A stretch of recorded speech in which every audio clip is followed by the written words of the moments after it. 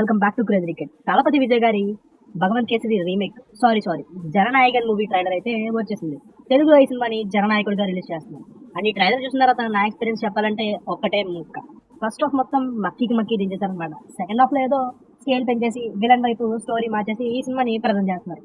And ఇది విజయ్ గారి last film అని చెప్పడంతో సినిమాకి చాలా బజ్ అయితే వచ్చింది. బట్ తెలుగులో మనం మళ్ళీ వెళ్ళి థియేటర్లో ఈ సినిమా చూడాలంటే ఆల్రెడీ నేను భగవంత్ కేసరి చాలా సార్లు చూస్తాను.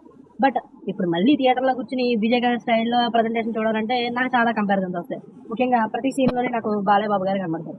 సో అలా నేను ఈ సినిమాని సంక్రాంతి రేస్ నుంచి నేనైతే స్కిప్ చేస్తాను అనమాట.